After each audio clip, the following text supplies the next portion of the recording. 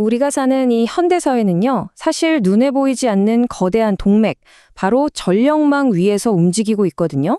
근데 이 동맥이 지금 엄청난 변화를 겪고 있습니다.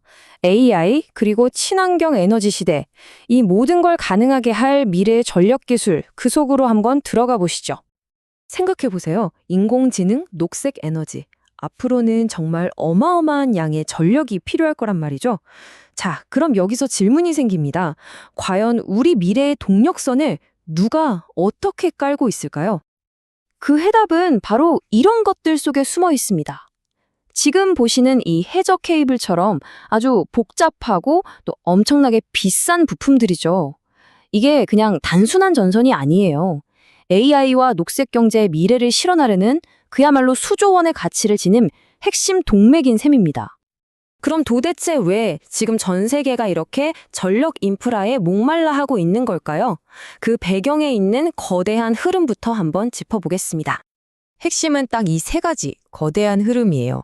첫째, AI 부음 때문에 전기를 먹는 하마인 데이터 센터가 엄청나게 늘고 있죠. 둘째, 신재생 에너지로 바꾸려면 전력망 자체를 완전히 뜯어 고쳐야 합니다. 그리고 마지막으로 자동차부터 공장까지 모든 게 전기로 바뀌고 있잖아요. 이 세 가지 메가 트렌드가 만나면서 이 첨단 전력 인프라 시장이 말 그대로 폭발하고 있는 겁니다. 미국의 한 주요 전력 회사가 한 말인데요. 이게 아주 의미심장합니다. 새로운 전력망을 까는 게 그냥 필요한 일을 하는 수준을 넘어서 미래 산업을 우리 쪽으로 끌어오기 위한 아주 치열한 경제 전투가 됐다는 뜻이죠. 자, 이제 이번 분석의 주인공인 대한전선을 한번 들여다보겠습니다. 이 거대한 시장 변화의 파도를 타기 위해 정말 중대한 전략적 방향 전환을 하고 있는 회사입니다. 바로 대한전선이 이 거대한 기회를 잡으려고 하고 있습니다. 이 회사는 작은 전선부터 국가 기관 산업에 들어가는 온갖 종류의 케이블을 다 만드는 곳이고요. 글로벌 에너지 시장에서도 아주 중요한 플레이어 중 하나죠. 이 타임라인을 보시면 모든 게 명확해집니다. 2021년에 호반그룹에 인수된 게 일종의 기폭제가 된 거예요. 그 이후로 돈이 되는 기술력 높은 첨단 제품 위주로 사업 구조를 완전히 바꾸는 장기 계획에 착수한 거죠. 이건 그냥 작은 변화가 아니라 회사의 차질을 완전히 바꾸는 변신이라고 봐야 합니다.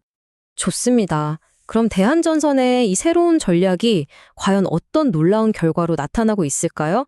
이건 미래를 건 거대하고 야심찬 베팅이라고 할 수 있겠습니다.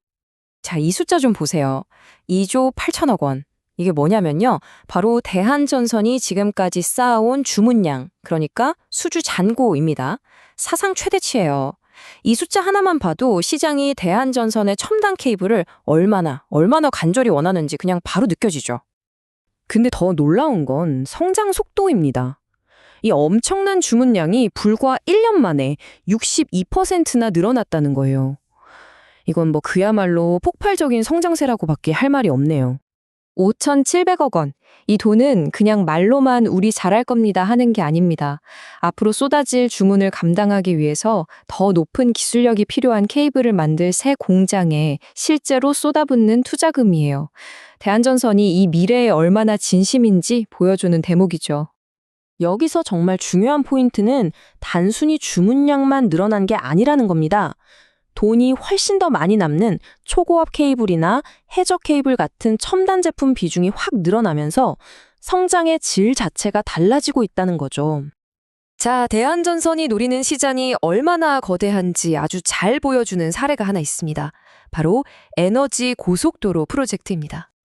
에너지 고속도로라 이름 그대로 전기를 위한 고속도로를 바닷속에 까는 거예요. 특히 HVDC라는 핵심 기술을 쓰는데요. 이게 전력 손실이 적어서 아주 먼 거리까지 전기를 보낼 수 있거든요. 이걸로 국가 전력망의 고질적인 문제를 해결하겠다는 거죠. 바로 이 케이블들이 그 중심에 서 있습니다. 총사업비가 수십조 원에 달하는 이 거대한 프로젝트의 일부라도 따내는 게 대한전선 전략의 핵심 중의 핵심이라고 할 수 있습니다. 그런데 말이죠. 이렇게 장밋빛 미래가 펼쳐지는 것 같은 이야기의 뒷면에는 아주 중대한 위협이 고개를 들고 있습니다. 지금부터 이야기의 흐름이 완전히 바뀝니다. 바로 이겁니다. 경쟁사가 건 소송 하나가 지금까지 우리가 얘기했던 이 모든 성장 스토리를 그야말로 한순간에 물거품으로 만들어버릴 수도 있다는 거죠. 분쟁의 핵심은 아주 명확합니다. 경쟁사인 LS전선이 특허를 침해했고 영업비밀을 빼돌렸다고 주장하면서 소송을 걸었습니다. 근데 가장 심각한 건 뭐냐면 그 소송의 대상이 바로 대한전선의 미래 먹거리, 핵심 중의 핵심인 해저 케이블 기술이라는 점입니다. 이 표를 보시면 소송의 무게감이 확 느껴지실 겁니다. 만약에 패소한다? 그럼 수천억 원대의 엄청난 돈을 물어줘야 할 수도 있고요. 더 무서운 건 가장 중요하게 생각했던 해저 케이블 사업 자체를 아예 못하게 될 수도 있다는 겁니다. 신뢰가 생명인 이런 산업에서 평판이 떨어지는 건 정말 치명적이죠. 자, 이제 마지막입니다. 지금까지 살펴본 아주 낙관적인 성장 이야기와 정말 심각한 법적 리스크, 이 양 극단의 상황을 종합해서 전체적인 전망을 한번 정리해 보겠습니다. 지금 대한전선을 보는 시선은 정확히 이렇게 둘로 나뉩니다. 한쪽에서는 엄청난 기회를 잡아서 성공적으로 변신했다 라고 보는 반면에 다른 한쪽에서는 이 모든 걸 한 방에 날려버릴 수 있는 거대한 리스크가 도사리고 있다고 보고 있는 거죠. 만약에 대한전선이 이 법적 리스크를 잘 해결해낸다면 전문가들은 2026년쯤에는 이 정도의 놀라운 성과를 낼 거라고 예측하고 있습니다. 하지만 다시 한번 말씀드리지만 이 모든 예측의 가장 큰 변수는 바로 그 소송의 결과입니다.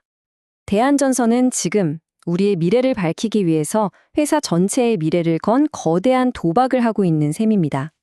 과연 이 엄청난 리스크는 그만한 가치가 있는 보상으로 돌아오게 될까요? 그 판단은 이제 여러분의 몫입니다.